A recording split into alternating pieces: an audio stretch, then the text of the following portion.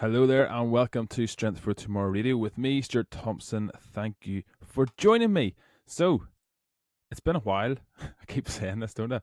But it is. I think it's been over a month, but I really felt like we needed to get a episode on the go, and hopefully, you will find some value in it. So, I haven't done a lot of thinking. I haven't been completely dormant. We have been really busy. Lots of new people starting the gym, lots of things coming up, exciting things. We have a new trainer, I think we've mentioned before, Emmy Torrens. We'll have to get her on actually and do a show with her. That'll be lots of fun. But yeah, that's kind of what's been happening. I'm gonna turn the volume down here a little bit because I'm deafening myself. But today I wanted to think about this phrase or this idea that we have a relationship with food. It's commonly batted around. I've probably even used it myself in the past. You've maybe heard me using it. You've maybe heard other trainers, if you've heard influencers on Facebook, on Instagram, and TikTok or whatever. And I want to delve into that idea or that concept a little bit more and break it down and explain why I think it's a load of nonsense, basically, and why we should stop using it. Now, free speech and all that, I'm a big advocate of free speech, but I don't think this is a helpful phrase, and I want to get into the nitty gritty of why. So, this is episode 80. You don't have a relationship with food.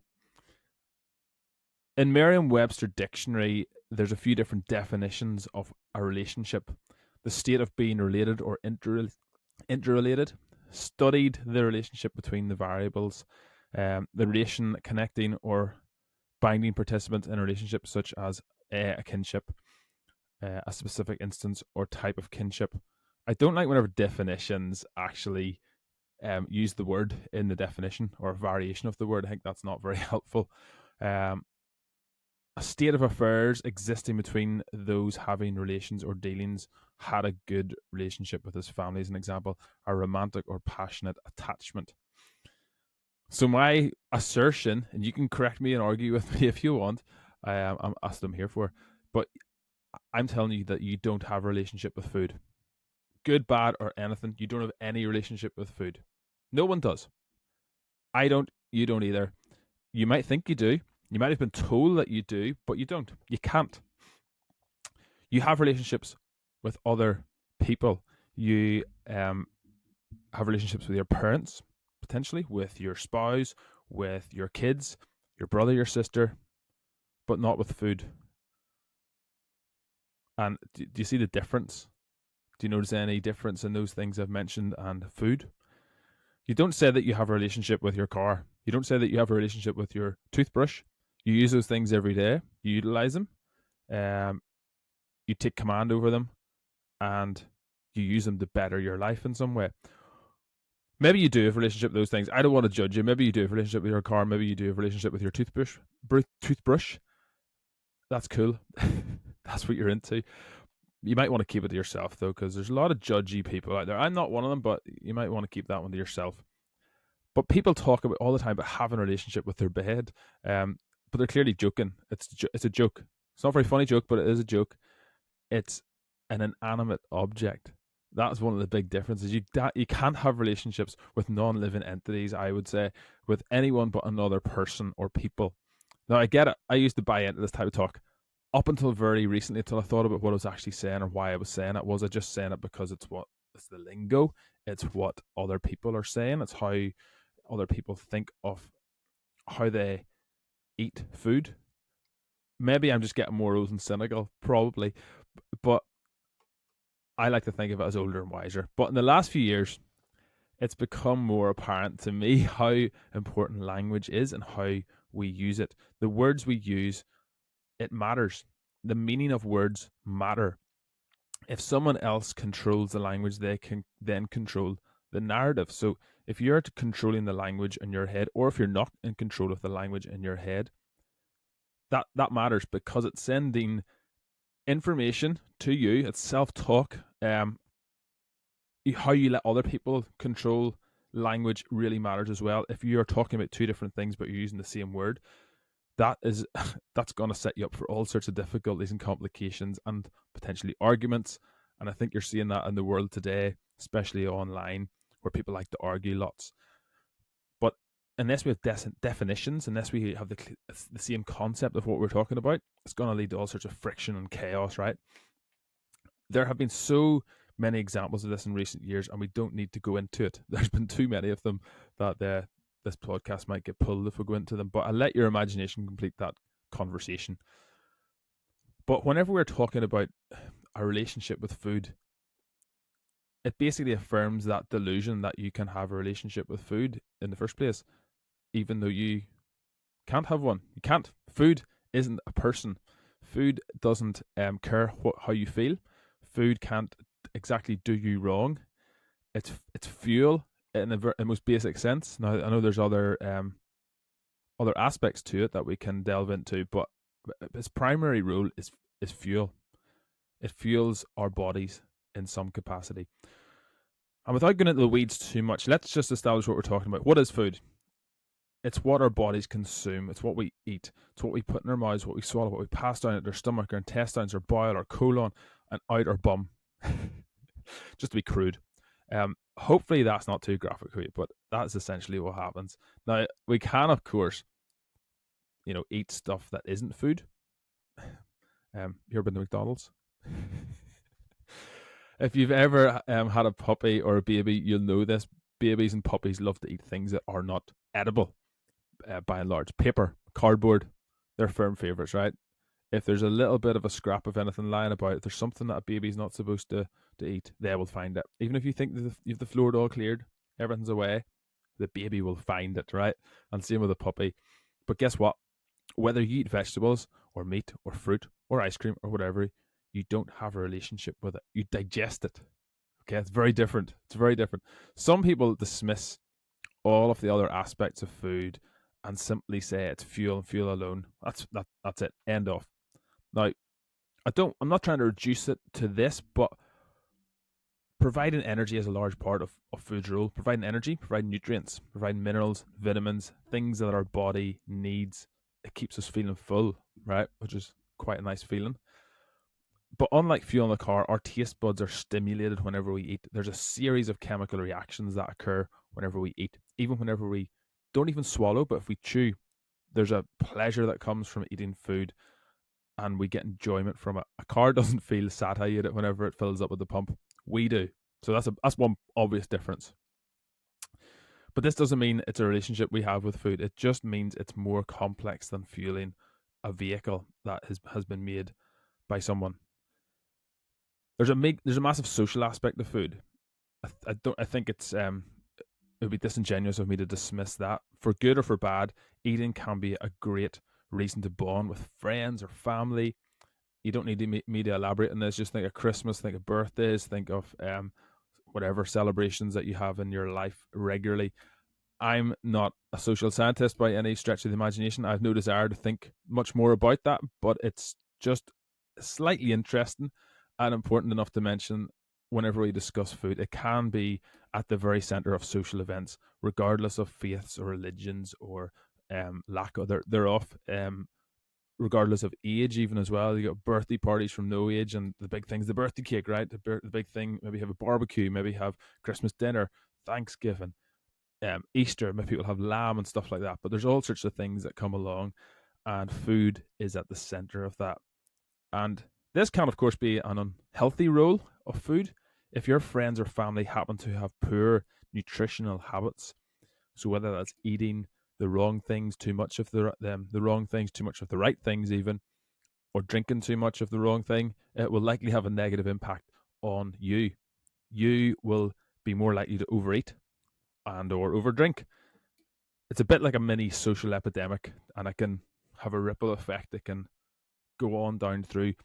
Just as if you're a parent, your children will learn their nutritional habits from you, at least in the early days. So it's really important as parents that we set some sort of a sensible example, because if you if you think about it, children just really want to eat ice cream all day. They want to eat chocolate and ice cream. And there's a little part of us inside that wants to do the same, right? We want to eat like a child whenever we're not a child anymore. It takes an adult to be there to go, no, you have to eat your dinner, and then you might be able to have a little treat at the weekend, once a month. So food, as we said, provides energy. We've established that. What else does it do? What else should it do? It also provides us with essential vitamins, essential minerals. At least it should do if we're eating the right things. And these play a really, really important role in our health or our sickness. A good balance and healthy supply of vitamins and minerals will enable our immune systems to function optimally. It'll enable our brains to function well as every other process our bodies will undertake, usually without us even being aware of it or thinking about it. There's a lot of stuff going on in our bodies right now that we don't even have any idea about. But on the flip side, if we feed ourselves things that are devoid of vitamins and minerals, or even riddled with potentially harmful elements, then we will be feeding illness, we will be feeding disease. Our immune systems won't function well enough to fight off viruses and infections that we will encounter throughout the year. Whenever we interact with other people, there's a lot of things going about at the minute: colds and flus, coughs and sneezes, spread diseases. As we all know, there's lots of that about at the minute. But what enables us to basically carry on our lives without too much complication is our immune systems and how they function. Our immune systems won't operate properly without proper nutrients. And there's other things as well, like sleep, like good gut bacteria, stuff like that. But we increase our risk of developing and even fast forwarding things like cancers, heart disease, type 2 diabetes, other chronic illnesses. And thinking that you have a good relationship with food is your feelings trying to speak over facts and reason and logic. It kind of boggles my mind a little bit that dietitians and nutritionists will ask people about their relationship with food. That's not a scientific question. This is supposed to be a scientific field, and that is not a scientific question. It's a bit like saying if they get people to fill out the self-report on what they've been eating for the last month, week, whenever. Now, there's a lot of self-reporting is notoriously inaccurate. I think I said before, but they make up for the inaccuracy, the known inaccuracy of it, by getting lots more people to do it, to get some sort of valid study or what they think is a valid study. But self-reporting is never very honest, even with the best of intentions. Even if we're trying to be really honest, self-reporting is not very useful or accurate. And that's why you can't base policy around it. That's why you can't base studies around it and then the policy that comes out from that. But it just boggles my mind. Ask a dietitian or nutritionist asking someone what their relationship with food is like, or having that conversation. It's basically feelings and emotions based. It's not based on reality. It's not based on anything helpful. Don't get me wrong, feelings have their place. Not that, but that place is it's really far below logic, morality, honesty, those sort of things. Saying you have a relationship with food doesn't make it true. Just saying it doesn't make it true. Saying it strongly, saying it loudly doesn't make it true. It doesn't make sense either, and it doesn't make it correct. Feelings, I would say, are all well and good. It's an almost universal experience to have maybe highs and lows, where we all have good weeks, bad weeks, good days, bad days. We explore the full range of human emotions, and there's nothing wrong with feeling emotions. Whenever a loved one dies, we are inevitably sad. Whenever a child is born, we overcome with joy. But giving feelings and emotions authority to run our lives is a big mistake, in my opinion. And this idea of having a relationship with food kind of taps into that, I would say. Doing just whatever we feel like and never calling our thoughts and our feelings into subjection is a certain path to some sort of self-destruction. But for some reason, professionals who should know better, I would say, are happy to entertain our own delusions and give us permission to be tossed about and led by our feelings. How are you feeling about your food choices? How are you feeling about that? It's really not relevant in terms of what is this thing doing for me, physically speaking, right? There's lots of things can make you feel better. Doesn't mean it's good for you. Doesn't mean it's healthy. Doesn't mean it's gonna improve your mental health or your physical health. And it can be the opposite. I really believe that this kind of language is furthering eating disorders rather than helping them, as I think it's intended to. It's given too much authority to your feelings and setting aside logic and sound thinking. And I understand if you have a different opinion, I respect that. If you do, I would love to have a conversation with you. But I know someone listening to this will, who has had maybe an eating disorder, maybe will say that my opinion is less valid because they've got an eating disorder and I don't. I don't think it works that way. Telling me my opinion is wrong because it's just my opinion is no more valid than me telling you yours is wrong because it's your opinion. And for the record, most people have an eating disorder. Diagnosed or undiagnosed, obese or overweight people have an eating disorder, but it's expressed in a very different way to someone with anorexia or bulimia, which are the ones that have the most attention drawn to them, I would say.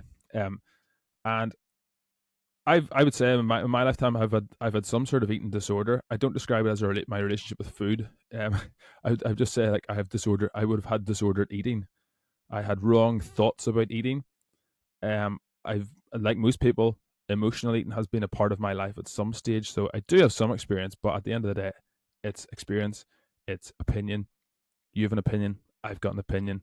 I'm telling it here. You're welcome to tell it to me as well. At the end of the day, I prefer to have logic, to appeal to logic, to reason, and to data rather than kind of bastardizing language and pretending that we can have relationships with inanimate objects, which I don't think you can. If you do, I don't think there's all the sandwiches in the picnic, to put it coded. Also, don't confuse I'm saying with dismissing beliefs around food. Beliefs around food are really important. If you don't believe eating vegetables are good for you, you likely neglect eating them. If you believe red meat is harmful, as some people do, you'll probably not eat it very much. Our true beliefs will determine our actions when it comes to things like food and training. Sometimes I would say our true beliefs, they give away our professed beliefs. So I kind of sound too religious here, but someone might agree that alcohol is bad for the human body, but they'll still drink beer every night, right? I would say that they don't really believe that beer is that bad for them because they continue to drink it. This would indicate that they don't really believe that alcohol is damaging to the human body, that it is a poison. And as they say they do, otherwise they wouldn't do it. We would take it seriously enough that we don't want to harm ourselves. Maybe I'm wrong, but that's my take on it. And most of us don't really believe that eating sugar every day is that bad for us, which is why we do it. Most of us don't believe that eating broccoli is that good for us, is as good as what we think it is, which is why we don't do it very often, if at all. But yeah, that's kind of my thoughts around the topic. Very briefly, we probably could stretch it out a little bit more, but I want to get into some news stories because there's been so many news stories that we haven't been able to reach. But I'm going to share you the screen here now, so hopefully you can see this. But this is new research from Men's Health. New research says waist to height ratio is a better indicator of health than BMI. Body mass index isn't the most useful tool for everyone. Now, a new study has shed light on another measurement that could be more beneficial. So I've been saying this for years. I've been saying this long before I was a personal trainer, long before I was professionally coaching anybody. BMI isn't very helpful. In fact, it's very unhelpful because if I take somebody's height and their weight and their age and their sex, and the only thing that's going to change their BMI, because their height can't change, is their weight. So it's very simple. If the weight goes down, the BMI goes down. If the weight goes up, the BMI goes up. It doesn't determine whether it's fat tissue that's been lost, doesn't determine whether it's water weight that's been lost, it doesn't determine whether it's muscle weight has been lost. So it's not very helpful when it comes to an indication of health. I've long said that, but we have administered and advised people to think about their waist because that's where most of us store our body fat or unwanted body fat. So interesting that Men's Health of all people have picked this story up. 20 years maybe too late, but yeah, at least it's a bit more useful. So what is waist to height ratio? It is sometimes called waist to stature ratio, used as a marker of health. Circumference at the narrowest point of the waist in centimeters divided by height in centimeters. For men, a waist to height ratio below 0.5 or waist less than half of height is deemed as healthy.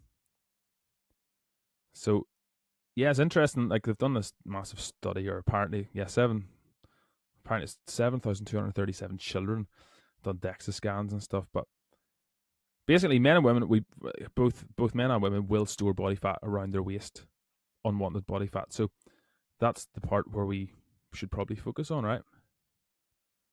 So yeah, let's get up another one. Hopefully you've seen that okay. This next one is poor old Joe Wicks has been in the news. So this is in iNews. And yeah, basically he has been getting in trouble because he said that ADHD is linked to ultra processed foods, and it's been fact checked. Um, fact checkers are hilarious to me, because if you look into a lot of the fact checkers, they are funded by people who don't have the best of intentions, shall we say, or who have compromised interests. Maybe is a better way to put it. British influencer, British fitness coach Joe Wicks has come under heavy criticism for claiming that attention deficit hyperactivity disorder is caused by ultra processed foods. I wonder did he actually say that? I was never diagnosed with ADHD, but I think nowadays is a common thing. Every time a child seems to be diagnosed, I think a lot of it can stem back to the diet and the foods we're eating. So he didn't actually say it's been caused by it, but I think he's insinuating, and I would agree with this. And talking to parents who have kids like this, I would agree that this is this type of behavior and the effects of ADHD can be made worse depending on nutrition choices, depending on blood sugar, depending on things like that, sugar highs. Right now, again, there's obviously going to be people who are going to disagree and push back, but I don't think that he got a lot of criticism here. And I'm not Joe Wick's biggest fan. I don't have anything against the guy. He speaks some sense. He probably doesn't do enough weights, if you ask me. Like I don't think he values that enough, maybe. But I don't have anything personally against the guy. I think he's doing his best. I think he's been more positive than negative for sure. I think he's had a really big impact on the nation. So nothing against Joe. I have nothing for or against him. Like I think he's dead on, but I think they've misrepresented him here. I think they're trying to have a go at him for saying something that he didn't say. He's not. He's obviously he's kind of self-diagnosed, I think, but I feel a bit sorry for him that he's getting slated for this whenever he didn't do an awful lot wrong, if you ask me. So the next one, we've got a lot of these to get through. So the next one is a BBC, and this is on the 12th of April. BBC, free school meals, pupils prefer processed foods, says council. There's a shocker. There is a shocker. Children may be turning their noses up at free school dinners because they prefer processed foods. This is a suggestion at one council, which said nearly a quarter of children are not accepting a free meal. That's crazy. If you're hungry and you will eat whatever is given to you, I'm sorry. Maybe that's a little bit of validation that they don't need free school meals because they are not hungry enough to value a free school meal, because it's maybe got too many vegetables in it or something. I don't know. They want something processed. It's also a suggestion that they're getting more processed food at home. So whenever they come into school, they're not getting that. They're getting something with maybe real ingredients in it, which is a really cruel indictment of what kids are being fed at home. But yeah, what do you think? Should they cut back the free school meals if a child refuses free school meal? Sorry, no more for you for the rest of the year. Too harsh? I don't know. I'm more of a tough love kind of guy, you know.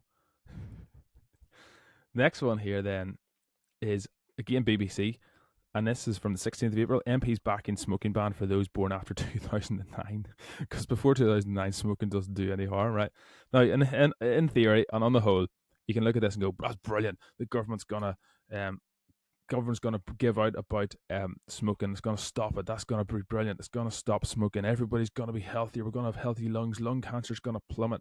Now, the problem is, and I think I've said this before, is that once the government bans something or taxes something, especially if the government taxes something, what happens whenever they tax it? Whenever the state taxes something, they are now in bed with that industry. They are part of that industry, and it's in their best interest that industry does well and makes lots of sales, makes lots of revenue because they're going to get a cut. So when it comes to things like banning, when it comes to banning certain things like smoking, the problem there is, what have they done? They've just created a new market. How have they created a new market? They've created a market called the black market. People are still going to get cigarettes. People are still going to smoke cigarettes. Everybody who really, really wants cigarettes is still going to be able to get them, except the government isn't going to get any tax from it anymore. And there's probably going to be, probably more dangerous products put in them because it's going to be even more unregulated because it's been forced underground. So it's kind of crazy to me. It's crazy to me that the state is trying to get involved in this. Now, this might sound like a strange take for a health and fitness business to have, but I believe in personal liberty, personal responsibility, personal accountability, and if someone wants help getting out of addiction or wants help stopping things like that, I don't think it's going to be the state or me that's going to help them. There needs to be a element of self motivation, and just banning something is not going to help. Now we can educate. Educate's obviously really important, but I just think it's one of those things that seems great on the whole, but whenever it gets worked out, it's going to be terrible. It's going to be an absolute disaster, and there's going to be all sorts of unforeseen consequences that no one has realized. Next one, then. We're getting through this rightly. This is in sciencealert.com, and this is from the 18th of April. Genes for strength may protect against disease and early death. Large study finds some people have genes that make them naturally stronger, according to a largest of its kind study of more than 340,000 people in Finland. In addition to having solid foundation and building brawn, individuals with the highest predisposition to hand grip strength were found to have up to 23% lower risk of common diseases and a longer life expectancy. Studies find suggest that personalized genetic details on muscle strength and weakness can help doctors identify who's at risk of certain conditions. I'm not sure how they have determined that this is a genetic thing. I've been thinking more recently about this. Sometimes, whenever you see someone who's in really good shape and they never seem to really take care of themselves, and every time you see them, they're eating junk, but they still seem to stay in shape. They're good. They're athletic. They're fit. They're strong. And we can often put that down to, oh, I try my hardest and I could never be in that shape. I could never be that fit. They're so blessed. They've got the great genes. But what we don't know is their lifestyle before that. So they could be 30 and then suddenly start eating a bit of junk here and there, and then maybe not training as often or not training at all for a while. And we can look at them and think, well, look at their body. Does it mean that if they've spent 20 years training and then they take off 6 months or a year, or they just aren't as on it for that long, is that genetics?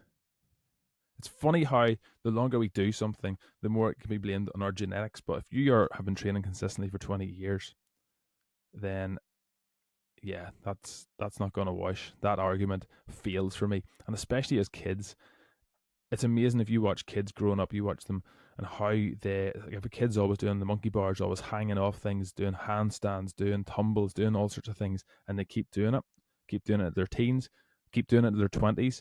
It's amazing, male and female, it's amazing how strong they get and how strong they stay because of that. So yeah, that's an interesting one.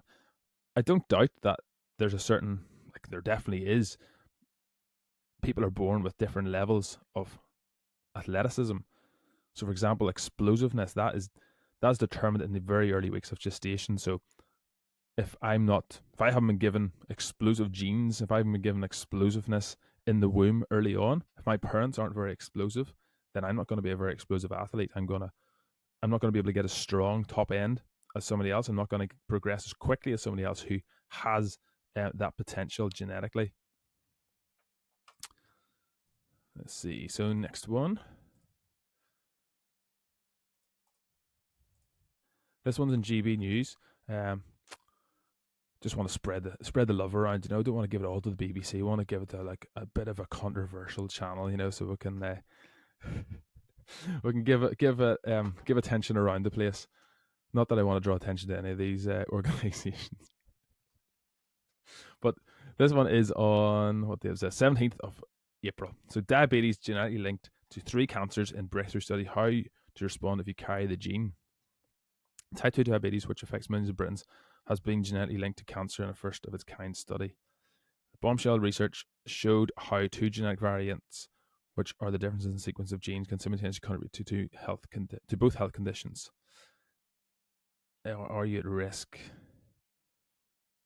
So I wanted to go down here. What are the symptoms? So it's interesting. They're saying they're trying to put this on genetics. Now, I've mentioned before there's an initiative called the Broken Science Initiative. It's from the founder of CrossFit called Greg Glassman, and he is looking at how the scientific field has been so corrupted, how much bad science there is about, how many bad studies there are about, and more there's this trend to try and attribute everything to genetics, to bad genetics. And a lot of the time it's not bad genetics. A lot of the time it is lifestyle, but we don't want to admit it, and we don't want to put that on anybody, that we can potentially take ownership of our health through our nutrition, through our training, through our sleep, through our stress management, all those things, and basically take back control of our health, instead of we want to blame it on our genetics and be powerless and not take responsibility. But they're saying that why some people get type 2 diabetes also gets cancer. Type 2 diabetes is a lifestyle disease. It is. It just is. Now, this one study might be saying it's also linked to cancer. Guess what? There's lots of cancers are linked to lifestyle as well. Obviously, there's a massive component of cancers that there's a genetic aspect. There's other things that cause it, but it sounds like this study is trying to dismiss the idea, or this report of this study is trying to dismiss the idea that type 2 diabetes is a lifestyle disease. Let's see, next one. So I'm trying to fire through these because there's so many of them. We just want to get through as many as we can. So this one is in scipost.org, and it is on the 18th of April. Exercise effects on cognitive function varies based on glucose tolerance. So obesity is linked to several health complications. Alarmingly, it also correlates with cognitive decline and dementia. A recent study published in the Journal of Physiology and Behavior explored how high-intensity aerobic exercise impacts cognitive function among adults, highlighting that outcomes vary significantly depending on individuals' glucose tolerance. So there's a massive, I think I said before in a previous episode, but there's lots of people are telling us like carbs are okay, we should be eating carbs, and carbs aren't the enemy, and blah, blah, blah, bread's not the enemy, don't give up bread, and all of that, right? We dealt with that quite in detail in one episode, but there's no denying that some people are more tolerant of carbohydrates than others. Some people respond more positively and some more negatively to carbohydrates than others, and especially to processed, refined carbohydrates. So it's interesting that they're saying that that some people with glucose tolerance. So if you're fitter, if you have more muscle, it's well known that you can deal with glucose better.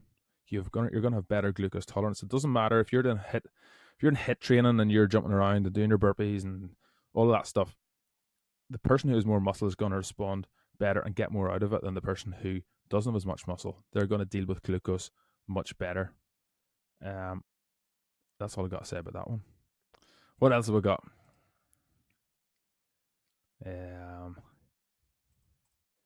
This one is in women's health. And again, want to share the love. Did men's health. Now I want to look at women's health. They're both equally as unhelpful. It's probably the best way. But this title, cycling versus running, which is better workout? Because both made me sweat buckets. And it's asking the completely wrong question. Look at this. Running burns 566 to 839 calories in an hour. Who cares? You can burn more in your sleep. You will burn more calories in your sleep than your workout. This needs to be said. Cycling burns 498 to 700. So like they're saying, like, which is better? Why is this even a question? It just blows my mind. But there you go. Women's Health, 18th of April. It's another one you can throw in the bin. This is such a terrible question. You can get, like, as I said, deal with your nutrition and then worry about the rest later on. Burning extra calories in a workout should never be the goal, and it's a very 1990s approach, well, maybe noughties approach to fitness. This one here is just a bit of fun. Well, not for David Beckham, it's not, or Mark Wahlberg, but It's in US magazine, usmagazine.com, and it's on the 21st of April. David Beckham claims he was duped into signing deal with Mark Wahlberg's fitness company. So if you don't know, Mark Wahlberg's has got ownership or partly owns F45, which is a big venture. I think it's been plummeting. Their share price has been plummeting recently. They've been getting into some sort of trouble. But apparently David Beckham, DV Ventures company, filed a lawsuit against F45 Training. Beckham claims in the court documents that F45 duped him into signing an endorsement deal. This company filed a plaintiff in May 2023, so it's about a year ago. What does it say? So he was, per the legal documents, Beckham's claimed that he never received $10 million he was offered in contract negotiations. He was allegedly promised stocks as compensation, which were never delivered after share prices seemingly plummeted. So, yeah, it's pretty interesting. Apparently, David and Marky Mark are not getting on very well. That's a shame. But yeah, it's funny how these kind of fitness fads come and go, isn't it? There's always something. This one's interesting. This one is from indianexpress.com. I'm sure you haven't read that very much before. It is on the 22nd of April. Research suggests exercising in the evening offers more benefits. We ask experts. Even in physical activity can significantly enhance health outcomes, especially in managing obesity and cardiovascular disease. So this is a really common question some people ask me, and I really think it comes down to personal preference, and I think it takes a little bit of practice, takes a little bit of time before you figure out what suits you best. So some people, if you've got a really strenuous job and you come in after a long day's work, you're not going to be able to perform as well in the gym, which is going to be a problem. But this research is apparently showing that you can get more out of it if you will try and exercise in the evening. Now, the problem is if you exercise in the evening, I found this, it'll switch on all of your stress hormones. So you'll go to bed like just really riled up, and it's really hard to relax. Your muscles will be getting sort of still pulsating whenever you get into bed. So if you do exercise too late in the evening, that is a potential problem. If you do it too early in the morning, it's hard to concentrate. I find some people find it really hard to actually get their brain in gear so that they can execute the movements with excellence and perfection, so they don't get hurt. So yeah, it really just depends, I would say. And next one, we're nearly there. What's this one? This is the conversation.com, and this was on the 15th of April. Our research suggests eating an unhealthy breakfast could have a similar effect on your child's school day as having nothing at all. I would believe that. So blood sugar's going to dip, brain concentration's going to dip if they're not used to it. So sugary cereals, does it say cereal? What's the title again? On unhealthy breakfast, they say. So like pretty much every kid's cereal is just sugar. The second ingredient is sugar. The third ingredient is an E number. It's just so processed and not very useful, right? So it's interesting that their study or their research has suggested that it is much worse, or it's as bad as not having anything at all, because that's often frowned upon, isn't it? Sending your kids out to school and not feeding them. It's like, what a terrible parent. But schools will need to be mindful and address barriers to healthy breakfast. I don't think it's really the school's responsibility for a start, but aside from that, it's just, I suppose, educating the kids. It's maybe a little bit late for the parents because they clearly weren't listening, but I'm so judgmental. But no, it is. It's interesting. Like, just look at the back of the cereal and see what's in it. If there's sugar in it, if the sugar is the second ingredient, if it's mainly sugary carbohydrates that make up the nutritional information on the back, forget about it. It's trying to get something that has useful nutrients, protein, useful carbohydrates, not sugary carbohydrates, and maybe even some fats. Eggs are a great one. So get rid of that one. Right. Got time for a couple more before we'll pack it in. What's this one? So this is trying to get me to sign up for this. Don't want to sign up for that. That's annoying. Can't get that one off, actually. Right, forget Business Insider.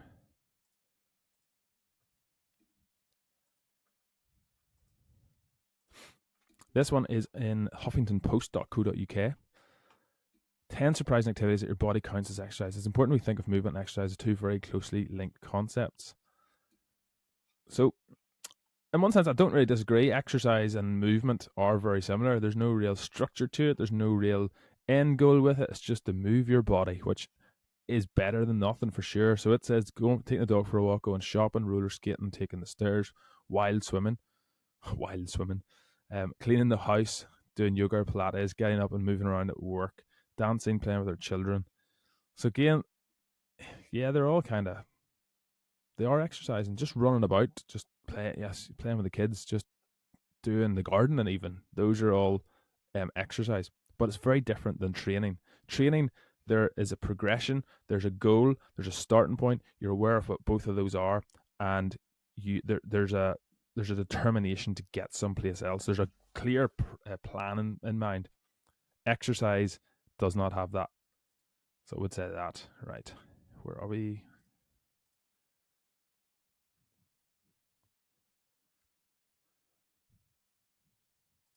Oh, this is an interesting one.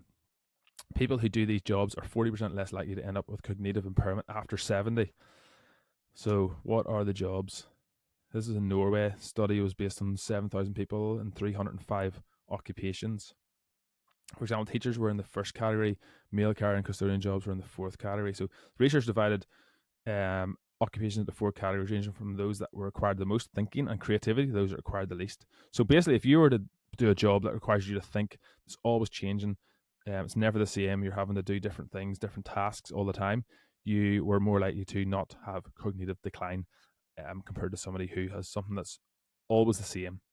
So teachers are up there in the first category, mail carrier and custodian jobs are in the fourth. Even after accounting for variables such as age, sex, they're using that word wrong. Education and income, the researchers found that those in the fourth group were 66% more likely to develop cognitive impairment or dementia after the age of 70.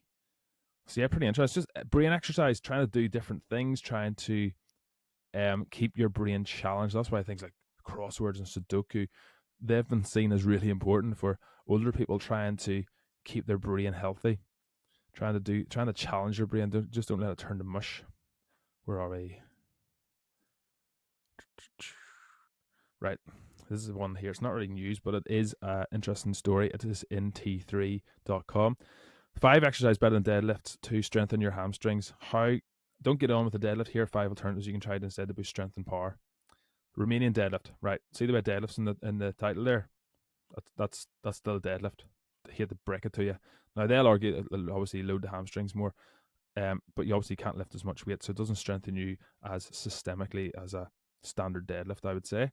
Trap bar deadlift, again, put deadlift in the title, but you can lift that without deadlifting. You can do it without deadlifting, and also we've gone into detail before about the trap bar and why there's a few issues with it. Basically, where you grip the bar is the same for every single human, which is not good. The width is the exact same, so everybody's shoulders are going to be more or less challenged depending on that. They also can sway back and forth, which isn't great for the spine. So this is what their whole premise is trying to protect the spine. Kettlebell swings, a lot of people get hurt using a kettlebell. Kettlebell is not a better option than a standard deadlift. It's a more explosive, dynamic deadlift because you're using your hips, you're extending your hips. And the amount of people who twinge their back doing kettlebell swings because they try and muscle it up, throw it up, and yeah, I don't know why that would be seen as a better alternative to a standard deadlift. You learn how to do it properly. That is the caveat. Single leg deadlift, they're a great warm up tool, and if someone has a bit of a back twinge or there any sort of back issues, I would say it's a pretty good place to start to try and even up the hips and to figure out if you've one dominant side. Cossack squat. Again, it's a good warm up tool. It's a good stretch, but it's not very useful as a training tool. That's all they've got. Very clickbaity title, and also there's a lot of things that need to be taken with a large grain of salt, I would say. Where are we? We'll do one more.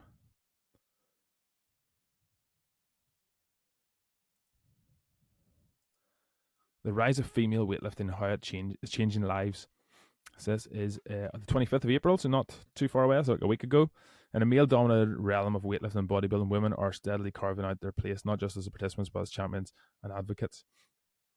Again, I feel like this. I feel like this. I feel like this story is like 20 years too late. But anyway, most of our clients are females and are badasses, and I feel it's a wee bit disparaging to women to actually make a story about this. When, like, is it news? I mean, does who wrote it? Dawn Limbu. Does Dawn Limbu, is she not aware of this at all?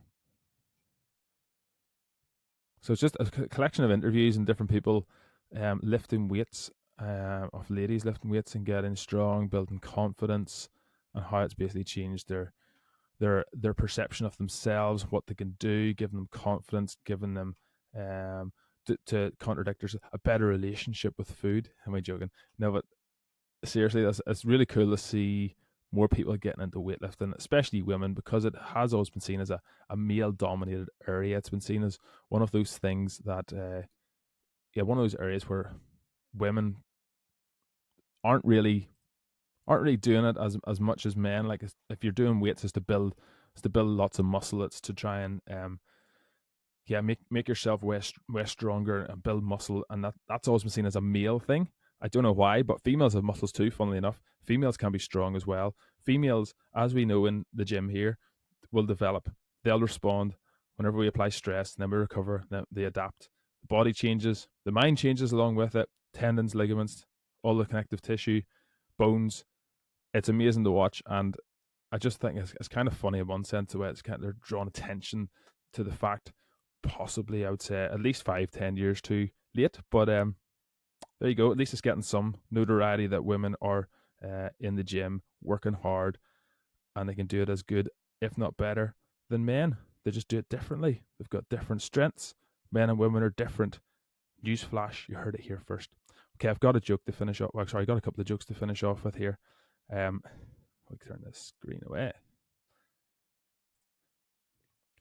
Okay, here you go.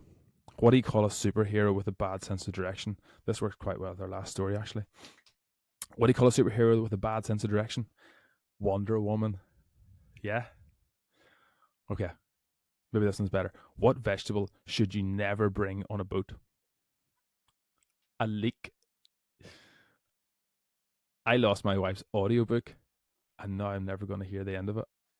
I know they're terrible, but it's good fun. Anyway, that is us. Hopefully, you've enjoyed the show. Maybe you disagree with my take on eating and your relationship with food or lack thereof. But if you do, if you have any comments, any feedback, any questions, I'd love to hear from you. You can email us at info@crossfunctionalfitness.co.uk, and I'll get back to you. If you have any ideas for future shows or anything you'd like answers to, do send them in as well. Hopefully, I'll get back to you very soon. Hopefully, I'll have a guest on. And don't forget to train today so you can be stronger tomorrow.